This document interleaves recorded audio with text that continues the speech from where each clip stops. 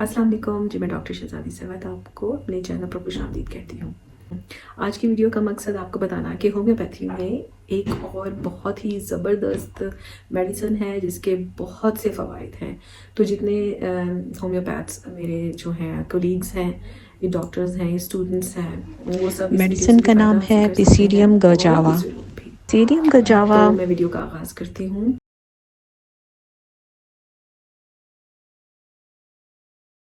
जो है वो अमरूद के पत्तों से तैयार की जाती है। अमरूद के पत्तों को रॉ फॉर्म में मुख्तलिफ प्रॉब्लम्स के लिए उसका जो है कावा इस्तेमाल किया जाता है। तो होम्योपैथी में भी उसको जो है मुख्तलिफ प्रॉब्लम्स के लिए बहुत अच्छे उससे नताइज हासिल होते हैं हमें।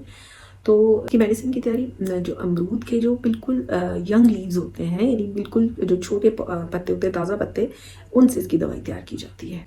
आपको जानकर हैरत होगी कि ये अमरूद के पत्ते अपने अंदर इतनी सलाहियत रखते हैं, इतनी इसकी प्रॉपर्टीज़ हैं कि इस मेडिसिन के थ्रू हम बहुत सी ऐसी प्रॉब्लम्स हैं जिनको ट्रीट कर सकते हैं। अगर हम इसके फार्माकोलॉजी के ऊपर बात करते हैं या प्रॉपर्टीज़ की बात करते हैं, तो ये एक ज़बरदस्त एंटीऑक्सीडेंट है।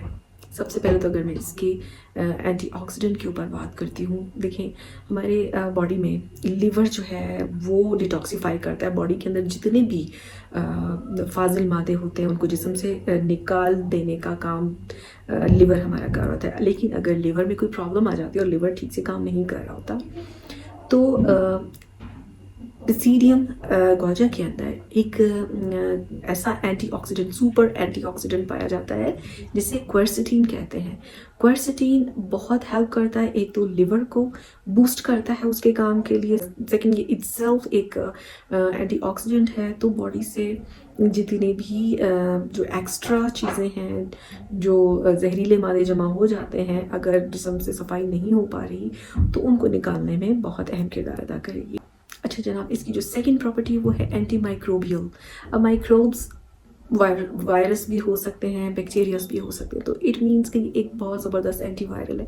तो जितने भी किस्म के वायरल इन्फेक्शंस हो जाएं बॉडी के अंदर, तो ये उनको बहुत अच्छे से ट्रीट कर सकती है। बल्कि ये एक जरासीम कुश दवा के तौर पर इस्तेमाल की जा सकती है और ये एक बेहतरीन एंटीबायोटिक के तौर पर इस्तेमाल होती है। और ये एक ऐसी एंटीबायोटिक है जिसका आपकी बॉडी के ऊपर नेगेटिव या साइड इफ़ेक्ट नहीं आएगा। क्योंकि देखिए एंटीबायोटिक्स का आपको पता है कि अगर जब वो उनका इस्तेमाल किया जाता है तो ना सिर्फ दुश्मन जरासीमों को का वो ख़ात्मा करती है एंटीबायोटिक्स, बल्कि जो हमारा दिफाई निज़ाम है उसको भी तबाह कर देती है, उसको ये डैमेज कर देती हैं एंटीबायोटिक्स। लेकिन होम्योपैथी में कुछ ऐसी मेडिसिन हैं, जैसे कि अब मैं आज जिसका जिक्र कर रही हूँ पिसीडियम गौजा का, ये एक ऐसी एंटीबायोटिक है कि ये सिर्फ और सिर्फ दुश्मन जो बैक्टीरियाज हैं या वायरसेस हैं या माइक्रोब्स हैं, ये सिर्फ उनको ख़त्म करेगी और आपकी बॉडी के ऊपर इसके नेगेटिव असरात नहीं आएंगे। तो ना सिर्फ ये एंटीवायरल है बल्कि ये एंटीबैक्टीरियल भी है। तो मुख्तलिफ़ किस्म के बैक्टीरियाज को ये ख़त्म करती है, जिसमें रेस्पिरेटरी ट्रैक्ट के अंदर भी अगर कोई इन्फेक्शंस आ रही होती हैं बैक्टीरियाज की वजह से, तो ये उनको भी ट्रीट करेगी, उन जरासीमों को मार कर वहाँ पे जो इन्फ्लेमेशंस आ जाती हैं, क्योंकि ये एक एंटी इन्फ्लेमेटरी मेडिसिन भी है, तो वहाँ की जो सोजिश हो जाती है तो उस सोजिश को ये ठीक भी करने की अहलियत रखती है। फिर जनाब बैक्टीरियाज में स्टेफिलोकोकस ओरियस के 9 स्ट्रेन्स हैं, उनको ये जो है बहुत ज़बरदस्त तरीके से किल कर सकती है।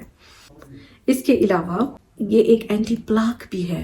अगर इसके ओरल हेल्थ के ऊपर हम बात करते हैं, यानी जो आपके मुंह की जो सेहत है, दांत हैं या मसूड़े हैं, अगर मसूड़े किसी के ख़राब हो रहे हैं, मुंह से बदबू आ रही है, स्टोमेटाइटिस का प्रॉब्लम हो जाता है, बाज़ लोगों के मुंह में छाले बनते रहते हैं, अगर इसकी मदर टिंचर के आप 15 ड्रॉप्स थोड़े से पानी में डालकर, तो नीम गर्म पानी होना चाहिए, और उसमें अगर आप डाल के उसके गार्गल्स करते हैं तो ना सिर्फ मसूड़े ठीक हो जाते हैं, मुंह के छाले ठीक हो सकते हैं, बल्कि दांतों पर जमी हुई मैल को भी ये ख़त्म करता है, प्लाक को जमने नहीं देता।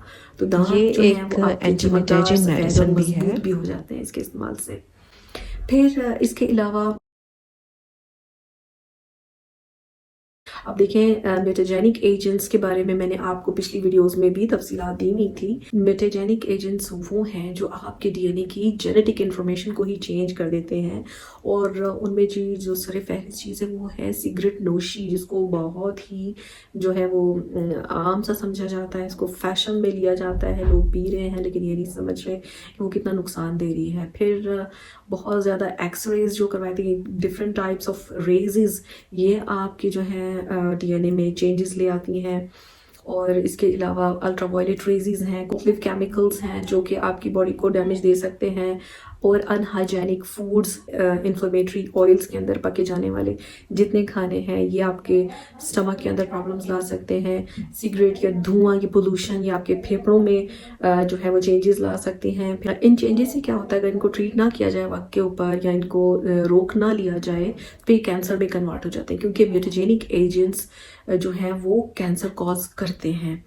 तो ये मेडिसन इतनी ज़बरदस्त मेडिसन है, ये अगर बॉडी में ऐसी चेंजेस आने लग जाए, कोई भी ऐसी जो मैंने अभी आपको बताया बेएहतियातियाँ हो रही हों, सेहत के हवाले से एहतियात नहीं बरती जा रही हो, तो उन लोगों को जो है उनकी बॉडी में चेंजेस आने लग जाते हैं, स्पेशली फेफड़ों में और स्टमक में। तो फिर वहाँ की चेंजेस को रोका जा सकता है इस मेडिसिन के थ्रू। इसका इस्तेमाल डाइजेस्टिव ट्रैक्ट के ऊपर किया जा सकता है, पूरे डाइजेस्टिव सिस्टम को ये बहुत दुरुस्त कर सकती है, स्पेशली जिन लोगों को बहुत ज़्यादा डायरिया रहता हो, जिन लोगों को जो है डिसेंट्री का प्रॉब्लम हो जाए, वो ट्रीट ना हो रहा हो, अक्सर उनको ये प्रॉब्लम फेस करनी पड़ती हो। और इसके अलावा स्टमक में पेन हो, चाहे स्टमक अल्सर्स ना भी हो लेकिन उनको स्टमक पेन रहती है, इन्फ्लेमेशन हो जाती है, फ्लैचुलेंस का प्रॉब्लम जिनको रहता हो, तो वहाँ पर पिसीडियम गौजा का इस्तेमाल किया जा सकता है। बहुत इफेक्टिवली ये वाली प्रॉब्लम्स जो हैं वो ट्रीट किए जा सकते हैं। अब आजकल देखने में ये आ रहा है कि बहुत ज़्यादा लोगों को कोलेस्ट्रॉल का प्रॉब्लम है, या उनको ट्राइग्लिसराइड लेवल्स जो हैं वो हाई रहते हैं। तो ये मेडिसिन क्योंकि एंटीकोगुलेंट है, तो ये खून को पतला कर देती है, जिसकी वजह से सर्कुलेटरी सिस्टम में कोई जो है रुकावट नहीं आती, यानी आर्टरीज जो हैं उनमें ब्लड का फ्लो बड़ा ही स्मूथली रहता है, ब्लड को ये थिन करती है मेडिसिन। कोई कोलेस्ट्रॉल के प्लाक नहीं जमा होने देती, ट्राइग्लिसराइड लेवल्स भी ये इसमें जो है इस मेडिसिन के थ्रू नॉर्मलाइज रहते हैं, जिसकी वजह से आजकल अक्सर जो है वो हार्ट डिजीज़ का रिस्क बहुत ज़्यादा रहता है। अनहेल्दी लाइफस्टाइल है हम लोगों का, तो इस मेडिसिन के थ्रू ये हार्ट डिजीज़ का रिस्क जो है वो काफ़ी रिड्यूस हो जाता है। फिर जनाब न सिर्फ कोलेस्ट्रॉल और ट्राइग्लिसराइड्स के लेवल्स जो हैं वो नॉर्मल रहते हैं इस मेडिसिन के थ्रू, बल्कि ये डायबिटीज़ के लिए एक बहुत ही बेस्ट मेडिसिन मानी जाती है, क्योंकि ये दो तरह के जो हैं ग्लूकोज उनको जिस्म में उनकी अब्जॉर्प्शन नहीं होने देती। वो कौन से ग्लूकोज हैं, एक तो है माल्टोज और सेकंड है सिक्रोज। अब माल्टोज वो वाले ग्लूकोज हैं जो हमें स्टार्ची फूड से हासिल होते हैं, जैसे कि चावल है, गंदम है या आलू, यानी वो चीज़ें निशास्तदार जिन्हें कहा जाता है फूड्स, उनसे जो हम शुगर मिलती है जिस्म को, पिसीडियम गौजा स्टॉप करके रख सकती है। और सेकंड वो वाली ग्लूकोज जो कि फ्रुक्टोज बेस्ड फूड से हासिल होती है, या सफ़ेद चीनी से जो भी शुगर जिस्म में ब्लड शुगर लेवल्स को हाई करती, तो ये उनको भी एब्जॉर्ब नहीं होने देते। फिर मुख्तलिफ किस्म के जो है स्किन के इन्फेक्शंस में इस दवा के हमें बहुत अच्छे रिजल्ट्स मिले हैं।